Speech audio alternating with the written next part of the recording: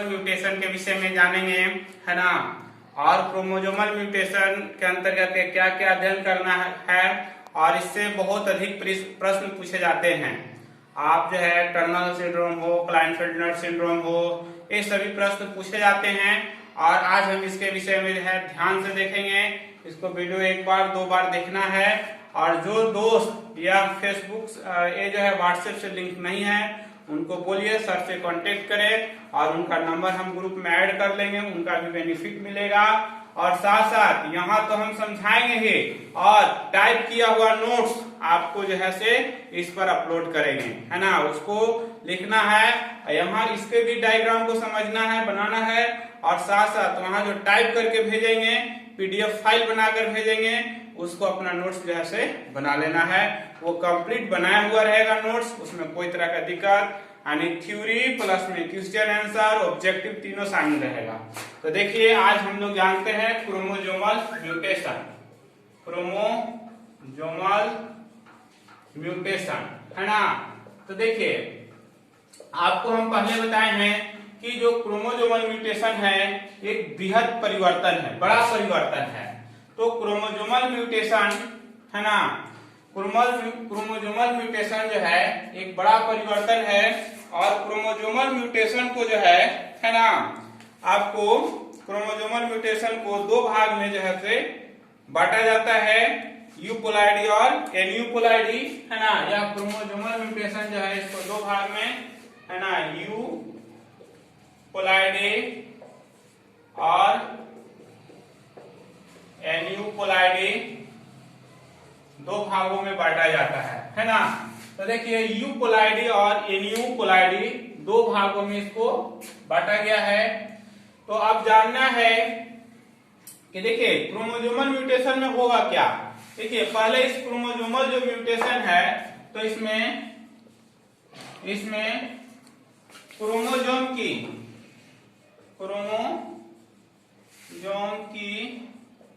संख्या में वृद्धि या कमी होगा, है ना। वृद्धि या कमी होगा, आप यहाँ बोर्ड से उतार सकते हैं जो लिखा हुआ है उतारिए।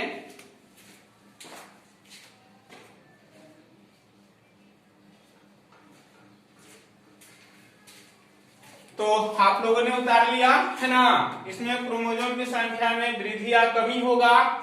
तो अब हम लोग देखेंगे यूपोलाइडी क्या है। यूपोलाइडी के विषय में पहले हम लोग जानेंगे कि यूपोलाइडी क्या है। तो देखिए यूपोलाइडी के विषय में हमको जानना है कि यूपोलाइडी है क्या। तो देखिए यूपोलाइडी जो है, यूपोलाइडी में है कि आपको क्रोमोसोम की जो है संख्या निश्चित होती है।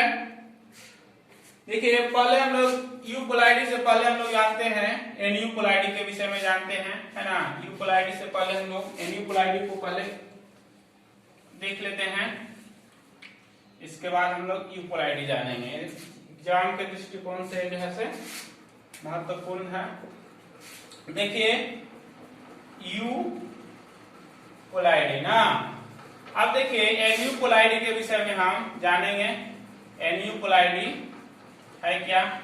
तो देखिए इसमें क्या होता है, एन्यूपोलाइडी में क्रोमोसोम की संख्या में वृद्धि होगा या कमी होगा। जो क्रोमोसोम की संख्या है उसमें वृद्धि होगा या कमी होगा, है ना। तो देखिए यूपोलाइडी को जो है जिसमें वृद्धि होगा उसको हाइपोपोलाइडी कहेंगे, जिसमें कमी होगा उसको हाइपोपोलाइडी कहेंगे और जिसमें वृद्धि होगा उसको हाइपरपोलाइडी कहते हैं। तो देखिए इसमें लिखना होगा यहाँ कि एन्यूपोलाइडी में क्रोमोसोम की संख्या में वृद्धि या कमी होता है। देखिए यह क्या है, वृद्धि या कमी क्या है। देखिए मनुष्य में क्रोमोसोम क्रोमोजोम कितना है 46 है। तो हम इसको 2n बराबर में 46 लिख सकते हैं। एक नॉर्मल इंसान में होता है। अगर इसमें वृद्धि हुआ, यदि क्रोमोजोम की वृद्धि हुआ तो है ना, या इस क्रोमोजोम को हम 2n प्लस है ना लिख सकते हैं 44 प्लस XY, या इसको हम लिख सकते हैं 44 प्लस XX है ना, ये हम लिख सकते हैं। अब देखिए यदि इसमें वृद्धि हुआ या कमी हुआ तो ये क्या हो जाएगा। देखिए मान लिया जाए कि 2n है, यदि इसके अंदर क्रोमोजोम की संख्या वृद्धि हो रहा है तो है ना, तो एक क्रोमोजोम 2n इक्वल टू क्या हो जाएगा 44 प्लस XXXY हो जाएगा। यानी यहाँ क्रोमोजोम की संख्या कितना हो जाएगा 47 हो जाएगा, यानी 2 X क्रोमोजोम 1 Y क्रोमोजोम, यानी 44 प्लस 3 यानी 47 क्रोमोजोम हो जाएगा।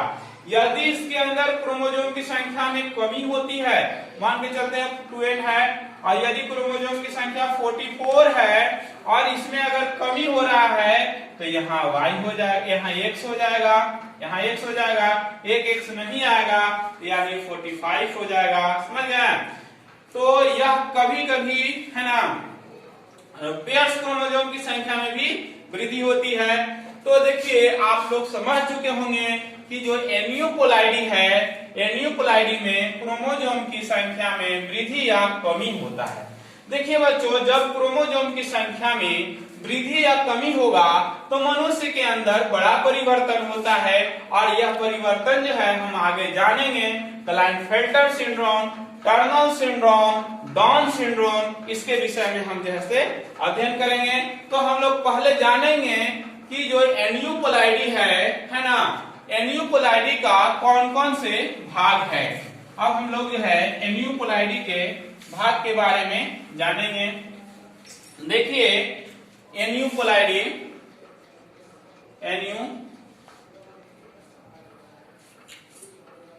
यहां लिखेंगे टाइप्स ऑफ एनियोपोलाइडी है ना, एनियोपोलाइडी का प्रकार है ना क्या क्या है, इसके टाइप्स एनियोपोलाइडी का क्या क्या है। तो एनियोपोलाइडी के हम टाइप्स के बारे में अध्ययन करेंगे।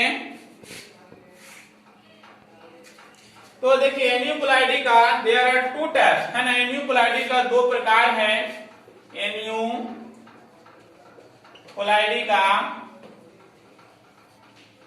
का 2 प्रकार है। हाइपोपोलाइडी पहला है हाइपोपोलाइडी और दूसरा प्रकार है हाइपरपोलाइडी है ना, 2 है हाइपोपोलाइडी,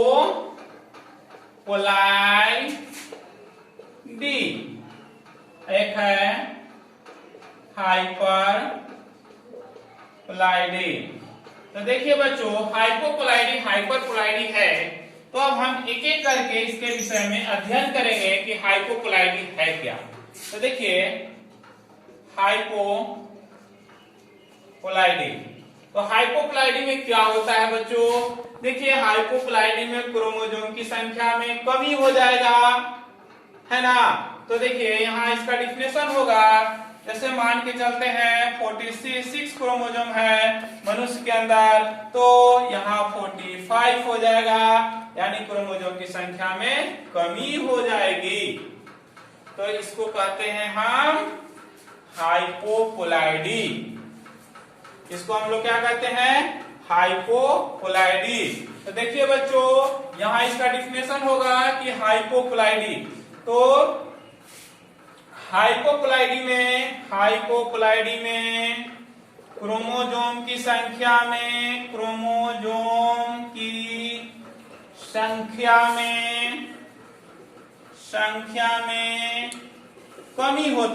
कमी होता है ना, इसकी संख्या में कमी होता है, तो यह इसकी संख्या घटेगा, 46 से कम होगा है ना।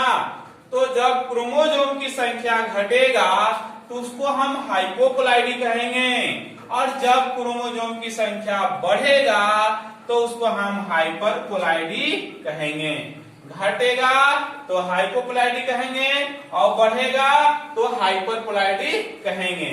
तो देखिए बच्चों, हाइपोप्लॉइडी को भी भागों में, दो भागों में बांटा गया है, मोनोजोमी और नलीजोमी। यहां लिखना होगा कि हाइपोप्लॉइडी को दो भागों में, हाइपोप्लॉइडी को दो भागों में बांटा गया है, हाइपोप्लॉइडी के दो भागों में बांटा गया है। तो भाई दो भाग कौन कौन है? तो पहला जो है से मोनोजोमी, दूसरा जो है से मोनोजोमी आप लोगों को नहीं पढ़ने आएगा, तो देखिए मोनोजोमी दूसरा, या हिंदी में लिखिएगा हम इंग्लिश में, कोई दिक्कत नहीं है, जो आपकी सुविधा हो उसमें लिखिए आप। दूसरा जो है नलीजोमी, है ना, नलीजोमी है ना, मोनोजोमी और नलीजोमी है ना। देखिए बच्चों, जब एक क्रोमोसोम की संख्या में कमी होगा तो उसको हम मोनो मतलब एक होता है, उसको मोनोजोमी कहेंगे। जब दो क्रोमोसोम की संख्या में कमी होगा तो उसको हम कहते हैं नलीजोमी कहते हैं। तो देखिए आप लोग इसको उतारिए, है ना।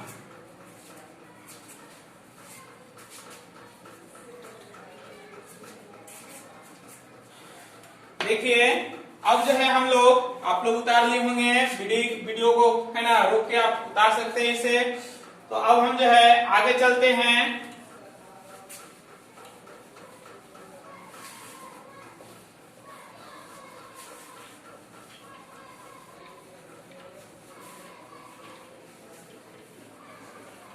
अब हम एक एक करके हम वर्णन करेंगे कि मोनोजोमी है क्या।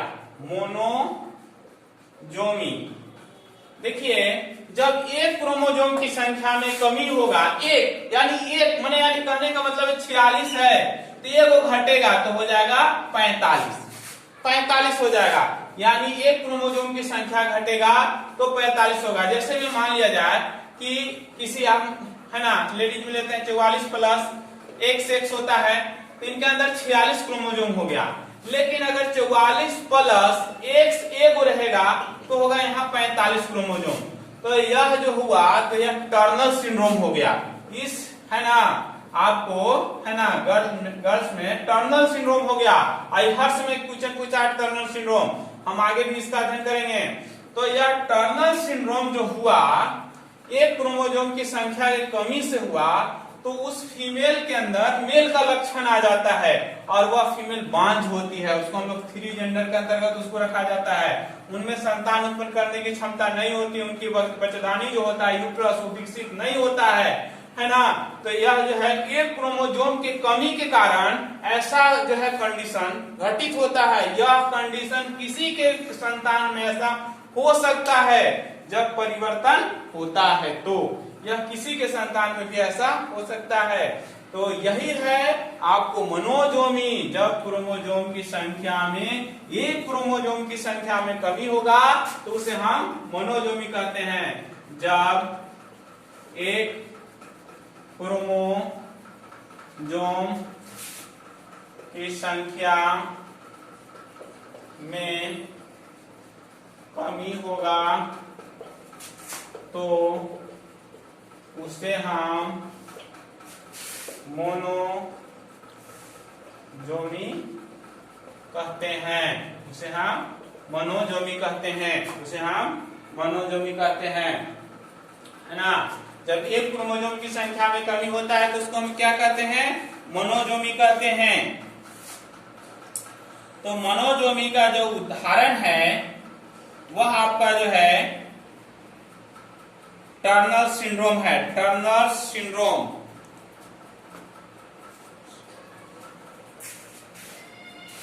मोनोजोमी का उदाहरण का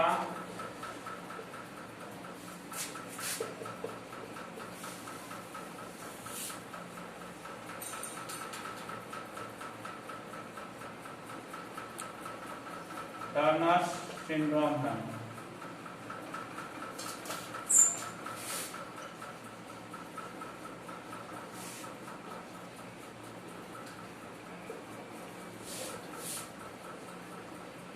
टर्नर सिंड्रोम है। मोनोजोमी का उदाहरण जो है से टर्नर सिंड्रोम है।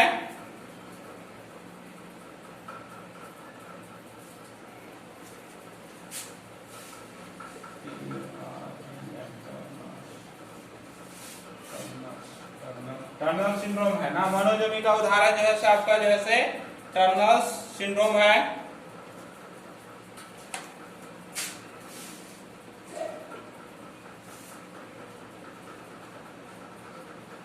टर्नर सिंड्रोम है।